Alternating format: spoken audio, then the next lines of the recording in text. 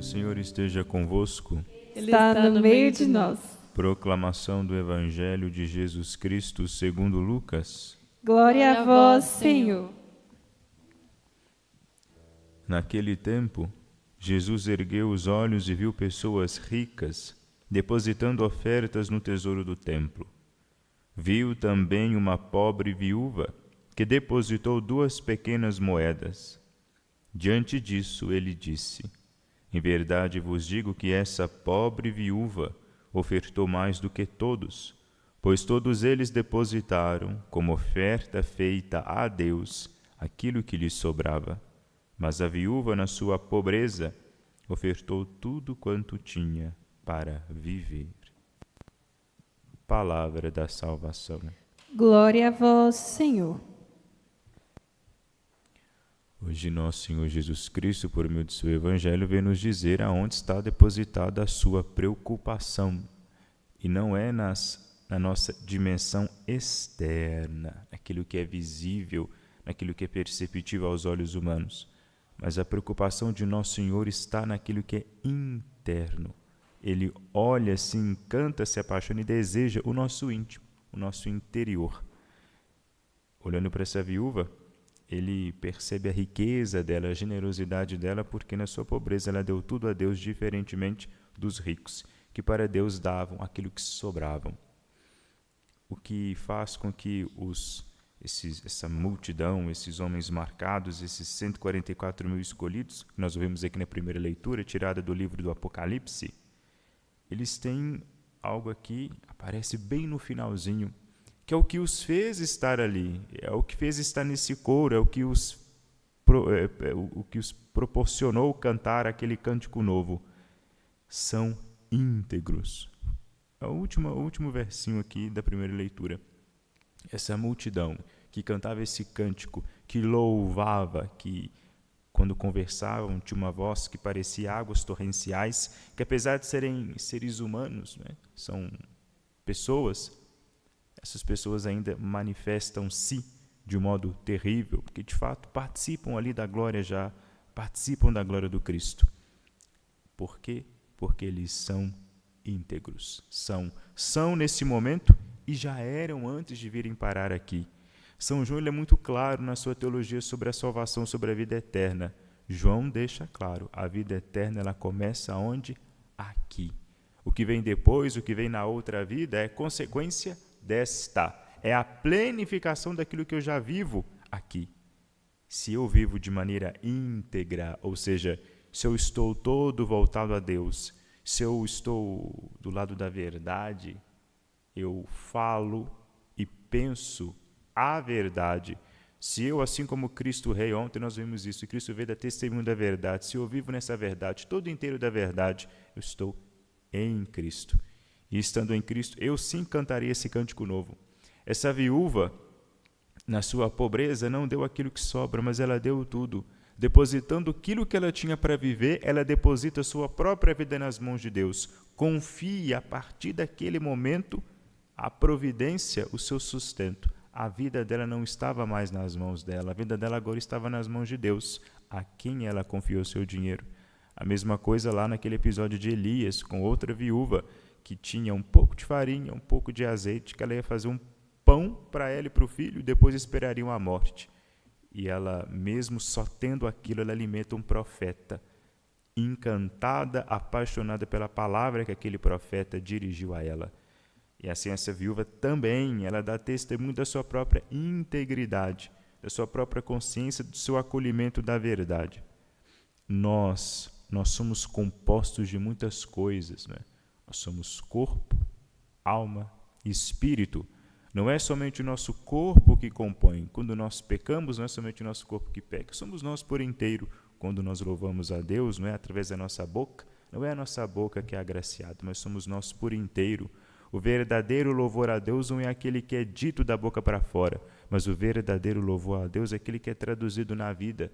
Aquilo que a gente fala, diz aquela frase, a boca diz aquilo que o coração está cheio. O louvor a Deus tem que ser isso mesmo.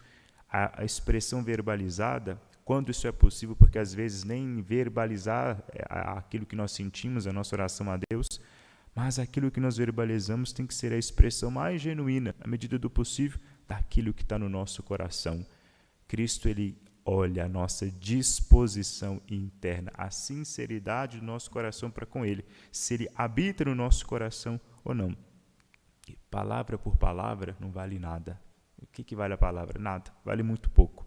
Mas os atos, aquilo que a gente fala, saliva não vale nada, o sangue é que vale. Ele é que é precioso, ele é que custa caro. Cristo, de que valeria a sua missão aqui se ele só tivesse falado, não é? Se ele não tivesse feito nada, se ele não tivesse morrido na cruz. Parece crueldade minha dizer isso, mas na verdade não é. Conhecendo eu, não é, a fraqueza humana e muito mais Deus conhecendo a nossa fraqueza humana, ele sabia que para nós o que conta é o testemunho, é o exemplo dado. E muito mais, né? Na cruz ele ali expressa para de fato arrancar a gente, amolecer o nosso coração, ali morrendo na cruz. Ele atinge sim a nossa sensibilidade, faz com que nós tremamos e sintamos vergonha, estamos constrangidos pelo seu amor, para que olhando para essa cena, olhando para esse homem que veio, esse Deus que se fez homem, que se fez um menino inclusive, para que olhando para toda essa cena, nós sintamos constrangidos, sintamos vergonha mesmo, e a partir disso sintamos-nos impelidos a retribuir essa generosidade de Deus com a nossa integridade, vivendo na verdade. E nós sabemos que a verdade ela é o próprio Cristo. A verdade é Cristo. Isso não é licença poética. Quando diz que Cristo é a verdade, não é poesia. Isso é verdade. A palavra diz aquilo que de fato é. Quando nós estamos dizendo a verdade, quando a gente diz a verdade, é quando aquilo que nós temos a inteligência condiz com a realidade, né? Se eu digo, eu estou no restaurante, estou mentindo, porque a minha palavra não está coerente com a realidade. Isso aqui não é um restaurante, isso aqui é uma igreja. Agora, se eu digo, eu estou dentro de uma igreja, que é uma basílica, estou falando a verdade, porque aquilo que eu disse, aquilo que está no meu intelecto, condiz com a realidade. É a realidade que confirma a minha palavra. Para ela ser verdade, tem que acontecer isso. Diz Santo Tomás de Aquino. A verdade, ela é a coerência entre a minha inteligência, o meu intelecto e a realidade. Com Cristo é diferente. Cristo, as coisas são reais, estão na realidade, porque elas estão em conformidade com a mente dele. Porque Cristo é Deus, ele é a palavra, o verbo de Deus que se fez carne, o verbo por meio do qual todas as coisas foram criadas. Ele é a palavra que sustenta a existência das coisas. Por isso que ele é a verdade. O caminho é o contrário. Enquanto a verdade para mim é a minha inteligência conformada à realidade, com Cristo é a realidade conformada a Cristo. Porque tudo nele existe, tudo nele foi criado. Nele, por ele e para ele todas as coisas foram feitas. Quando diz que ele vem dar testemunho da verdade, significa que ele veio dar testemunho dele próprio. Veio dar testemunho da autoridade que é ele próprio, que ele tem. E dando testemunho da verdade, dando testemunho de si, ele nos introduzindo, né, convidando a nós a participar dessa verdade, ou seja, para estarmos todos íntegros de fato, inteiros, sermos pessoas coerentes, condizentes, pensando e agindo de acordo com ele, de acordo com a sua santa vontade. Por isso é bonito, né, dizer aqui no livro do Apocalipse que são homens em quem não foi encontrada mentira. São homens que deram testemunho do Cristo, em cujo coração só existia o Cristo. E onde tem Cristo, é um espaço para mentira, ou seja, eram todos eles, todos de Deus.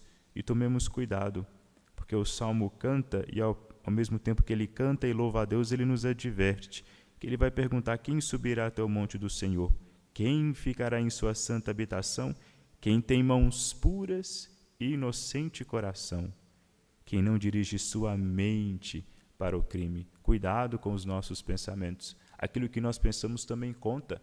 Onde o nosso pensamento, onde os nossos sonhos, onde a nossa imaginação descansa, cuidado, porque isso pode servir para nós de pedra de tropeço. A gente acha que é o que a gente faz de modo visível, né?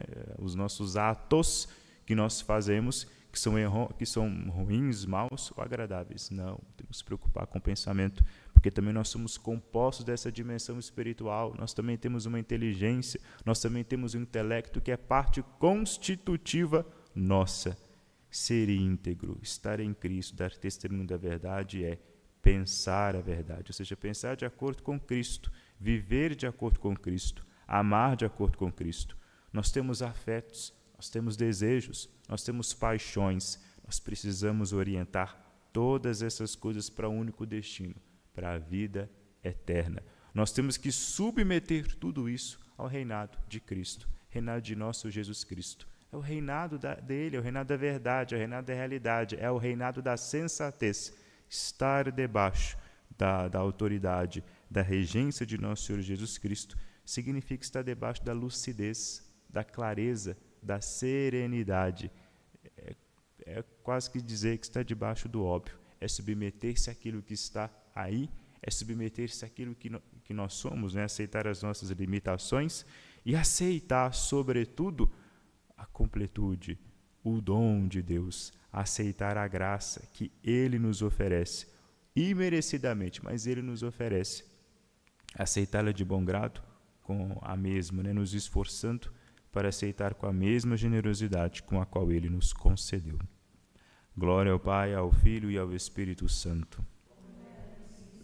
Sempre. Amém.